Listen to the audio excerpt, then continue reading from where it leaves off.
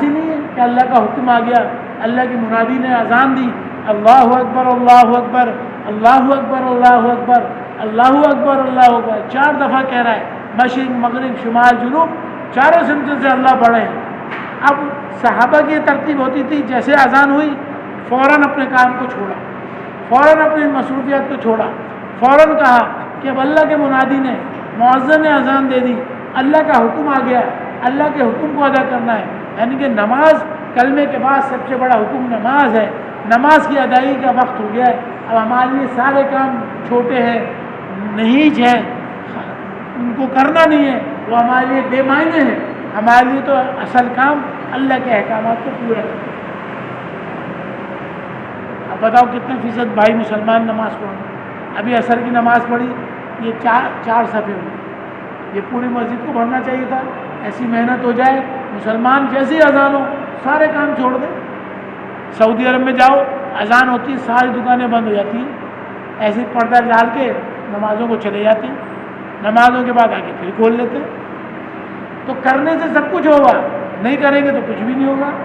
ایک دن موت آ جائے گی، جو یقین لے کے جائیں گے، جس چیز کا یقین ہوگا وہ زبان پہ آئے گا، پھر من ربوں کا کہا جائے گا، فرشتے کہیں گے جب قبر میں لٹایا جائے گا، اور جب اس کو لٹا کے قبر میں ڈال دیا جائے گا اور اس کے اوپر جو ہے مٹی ڈال دی جائے گی اور اس کی قبر بن جائے گی، پھر جب وہ لوگ جو تدفین کرنے گئے وہ جب وہاں سے نکلیں گے فرشتے فوراً آئیں گے، پھر بولا جائے گا من ربوں کا، کون ہے تیرا پالنہار؟ اب بتاؤ، اس نے جیسے یقین لے کے گیا ہوگا اور کلمے کی محنت کی ہوگی تو زبان پہ کلمہ آئے گا، اور اگر محنت نہیں کی ہوگی، بولا نہیں ہوگا، دنیا کے کام میں لگا رہا ہوگا تو جو یقین ہوگا وہی بولے گا۔ ایسے بھی اس دنیا میں ایسے بھی لوگ ہیں جن کی موت آئی، کوئی کہنے لگا جو ہے اس سبزی کے یہ ریٹ ہے، زبان پہ ہی آ رہا ہے، نہ کلمہ آ رہا ہے نہ کچھ آ رہا ہے۔ اکثر ہم دیکھتے کہ کلمہ بولا جاتا ہے، کلمہ پڑھ لو آخری وقت میں، نہیں زبان پہ آتا۔ محنت ہی نہیں کی اس بیچارے نے، اس کو اہمیت ہی نہیں تھی نماز کی، قرآن پاک کی تلاوت کی اہمیت ہی نہیں تھی، ذکر کی اہمیت ہی نہیں تھی، اللہ کی طرف دھیان ہی نہیں تھا، یہ نہیں احساس تھا کہ موت آئے گی اور موت آنے سے کے بعد میرے پاس سوالات ہوں گے اور اللہ کے فرشتے آئیں گے مجھ سے پوچھیں گے۔ اب اس کی تیاری نہیں کی اس بیچارے نے، اب تیاری نہیں کی تو وہ بیچارہ ناکام ہو گیا، وہ بیچارہ ناکام ہو گیا، تیاری نہیں کی وہ ناکام ہو گیا۔ کامیاب تو وہ ہوگا جو اس سوال کا جواب دے دے گا فرشتوں کا، من ربوں کا، ربی اللہ رب میرا ہے۔ جب یہ بولے گا ربی اللہ رب میرا ہے تو کہے گا کامیاب ہوگا۔ اب اس کی محنت کے لیے اللہ نے دنیا میں بھیجا ہے، ہم اپنے وقت کو کہاں ضائع کر رہے ہیں؟ تجارت میں، زراعت میں، اسکول کالجوں میں، ٹھیک ہے کرنا ہے، اس کو منع نہیں کر رہے، لیکن نصاب بناؤ، ترتیب بناؤ، اپنے ماحول کو اپناؤ، مسجد کے ماحول کو، فرشتوں کے ماحول ہوتا ہے مسجد میں، وہاں آنا، دین کی محنت کو سیکھنا۔ اس لیے کہا جاتا ہے اللہ کے راستے میں نکلو۔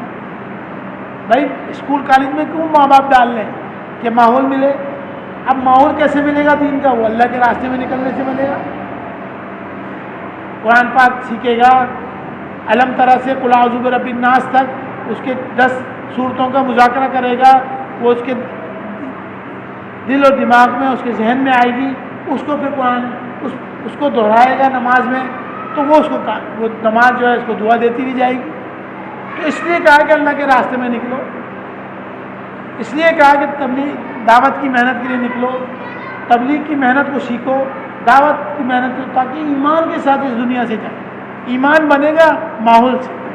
دنیا کی محنت کے لیے ماحول میں جا رہے ہیں، اسکول کالج یونیورسٹی میں بچے جا رہے ہیں، دکانوں پہ والدین جا رہے ہیں، اور تجارت زراعت کے لیے ہمارے بڑے جا رہے ہیں، اور وزارت سرار کے لیے ہمارے بڑے جا رہے ہیں۔ وہ سیکھ رہے ہیں، دنیا کے ماحول کو سیکھ رہے ہیں، دین کی محنت کو نہیں سیکھ رہے ہیں۔